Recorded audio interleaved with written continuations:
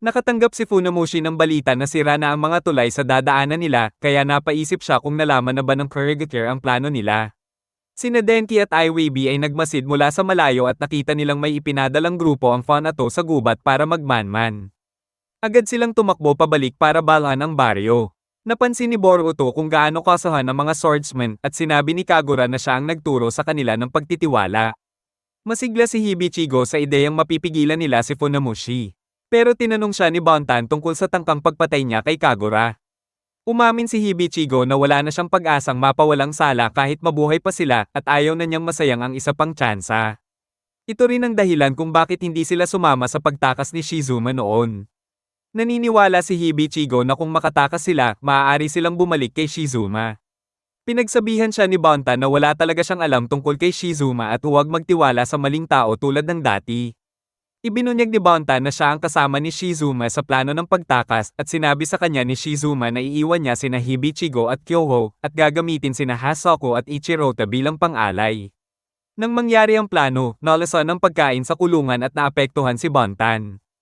Inamin ni Shizuma na bahagi iyon ng plano at iniwan siya matapos sabihing mahal siya. Nagtaka si Hibichigo kung bakit ngayon lang sinabi ni Bontan ang lahat. Sinabi ni Bontan na nahihiya siya at ayaw niyang hindi na mapatawad ni Hibichigo si Shizuma gaya niya.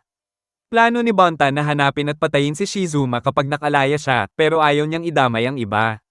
Hindi tulad ni Shizuma, hindi sila iniwan ni Kagura kahit kailan, kaya binalaan ni Bontan si Hibichigo na hindi na siya magpipigil kung muli nitong tangkaing patayin si Kagura.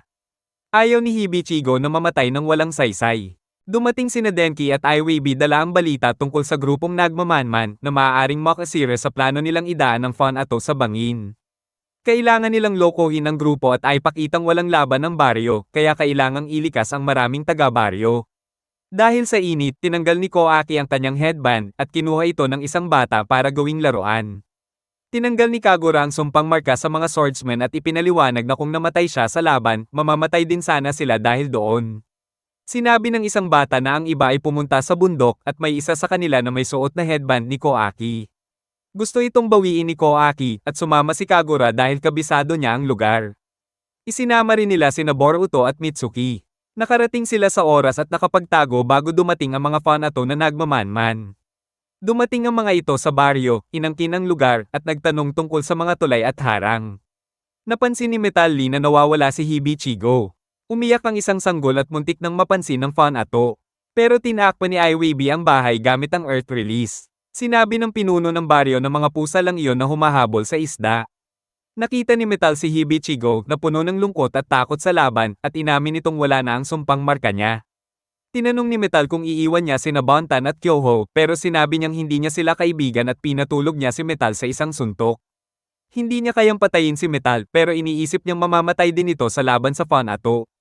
Nagulat ang mga nagmamanman kay Funamushi at inutusan niyang umatake na sa baryo. Bumalik si Metal at ibinalita ang tungkol kay Hibichigo.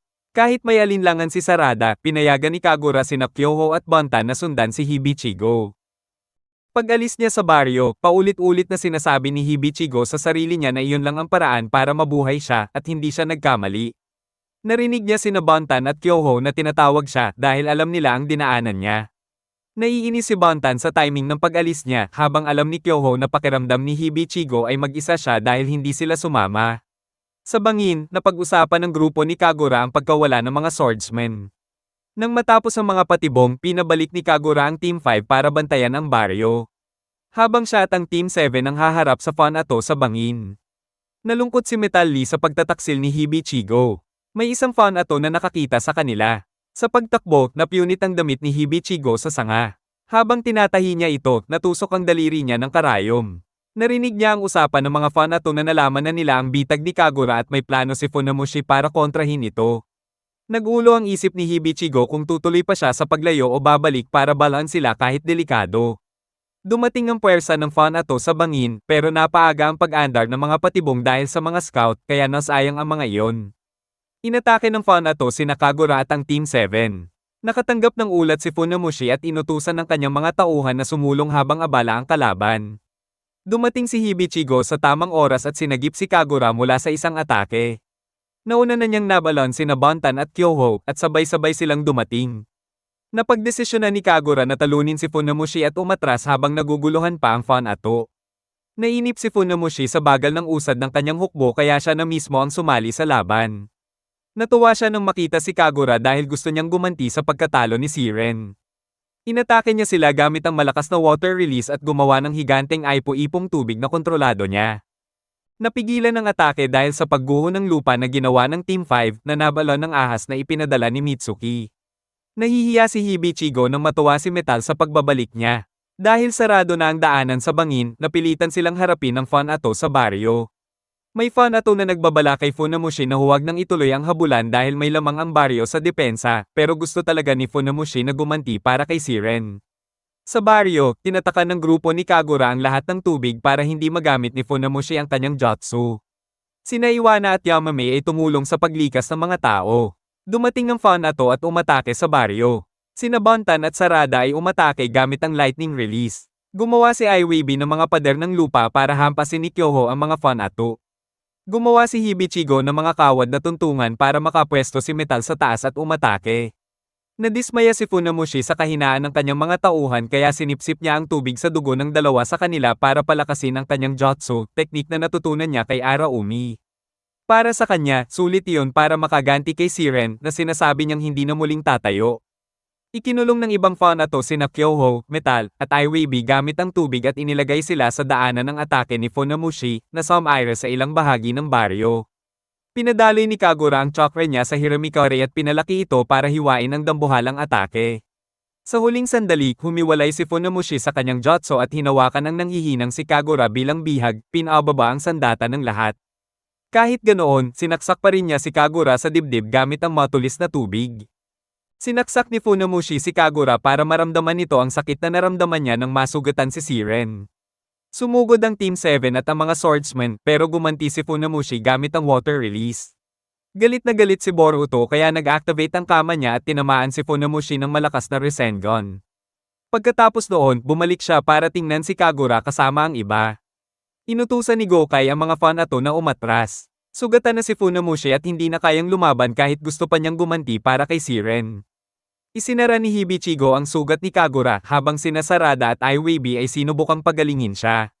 Napansin ni Mitsuki na mahirap magbigay ng luna sa isang liblib na baryo. Hiniling ni Kagura na protektahan nila ang baryo at ibinigay kay Hibichigo ang papel na pakiusap para palayain ang mga swordsmen. Nagpasalamat siya kay Bontan sa pananatili sa tabi niya at hiniling kay Kyoho na bantayan ang lahat. Ibinigay niya ang huling bilin niya kay Boruto at doon siya namatay. Kinumpirma ni na Miss Uno at Chojuro na tama ang impormasyon ni Kagura na pinapatagal lang ng mga Fan Ato ang laban sa dagat. Gusto ni Izari na ipagpatuloy ang pagpapatagal pero gusto ni Tenma ng diretsong laban.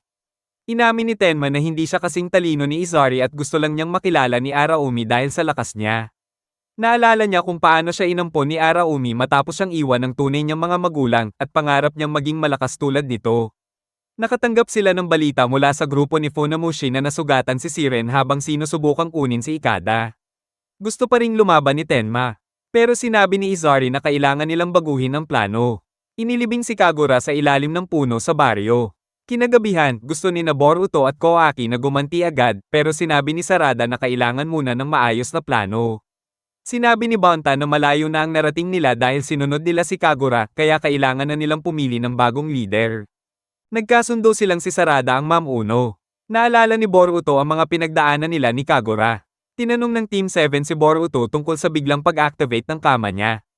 Ipinaliwanag niya na kahit pinahinto ng gamot ni Amado ang proseso, hindi na ito tuluyang mawawala, kaya magagamit pa rin niya ang lakas nito nang hindi siya kinokontrol ni Momoshiki.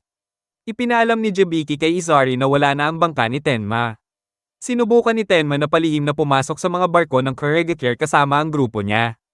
Pero nahuli sila. Nakipaglaban siya kay Chojuro gamit ang sandata at water release, pero natalo siya ng Mizukage at ng mga ninja ng Kiri hanggang siya na lang ang natira. Pinatay siya ni Chojuro at nahulog siya sa dagat, iniisip na sana ay pinuri man lang siya ni Araumi. Nakita ito ni Izari. Sumalakay ang hukbo ng Kuregakure at napilitang umatras ang mga Fan Ato. Nangako si Izari na gag-antay kay Chojuro. Kahit marami na silang talo sa nakaraang laban at sugatan pa rin, gusto pa rin gumanti ni Funamushi kay Boruto dahil kay Siren. Sabi ni Gokai posible yon, pero baka lalo lang mahirapan ang plano nilang sorpresang atake sa Kuregakure sa susunod. Sa baryo, abala ang lahat sa pag-aayos habang nagluluksa pa rin para kay Kagura. Iniulat ni Iwebe na nasira ang imbakan ng pagkain, kaya sobrang konti na lang ang natira. Pinag-isipan ni Sarada ang mga pwedeng gawin. Iminungkahi ni Denki na maghanap ng pagkain sa paligid. Baka sakaling iwasan ng Fanato ang baryo at ituloy ang plano nila sa Kurigakir. Kapag nangyari yon, malalaman nila agad at makakabalik sila kung kailangan. Pumayag si Sarada at pinagawa ito sa Team 5. Nag-volunteer si Mitsuki na maghanap ng Fanato gamit ang mga ahas niya para mas malawak ang mabantayan. Ang iba naman ay inutusan ni Sarada na palakasin pa ang depensa ng baryo para sa susunod na laban. Gusto ni Boruto, Koaki, at ng mga swordsmen na salakayin ng Fanato, pero nilinaw ni Sarada na kapag umalis sila, walang magtatanggol sa baryo. Kapag dumating ang Fanato, tuloy-tuloy din ang plano nila sa Kurigakir. Gusto ni Sarada na sundin ang utos niya para wala nang mamatay dahil iyon ang hiling ni Kagura na protektahan ang baryo. Ipinagbigay alam ni Izari sa ama niyang si Araumi ang pagkamatay ni Tenma. Tinanong ni Araumi kung paano nangyari at napansin niyang kalmado pa rin si Izari. Inamin ni Izari na masama ang loob niya at nai-frustrate siya pero kailangan niyang maging matatag. Sinabi rin niya na dahil pumalpak ang panlilinlang nila, mas malaki ang tsansang pumalpak din ang Ambes. Sinabi ni Araumi na kasama sa epekto ng plano niya ang pagkamatay ni Tenma at pagkatalo ni Siren. Sigurado siyang gagaling si Siren at gusto niya itong pamunuan ng susunod na pag-atake para makaganti. Desidido siya na mismo ang mamuno kahit balewalain ang plano ni Izari. Ayon kay Araumi, hindi bagay sa angkan ng dagat ang magtago at umatake ng palihim, kaya harapang laban ang gagawin nila. Pinatigil niya ang ambes ni Funamushi at inisip na pagkakamali ang pag-iwan kay Izari bilang leader. Kaunti lang ang nakuha ng Team 5 sa paghahanap ng pagkain. Dahil hamina ang palitan ng produkto, kailangan ng magtipid ang baryo. Sinabi ni Koaki na hindi na kumakain ng mga taga-baryo para sa kanila dahil pakiramdam nila babagsak ang baryo kapag nawala ang mga ninja. Ibinigay ni Hibichigo ang pagkain niya sa mga bata at sumang-ayon ang iba na huwag na rin kumain.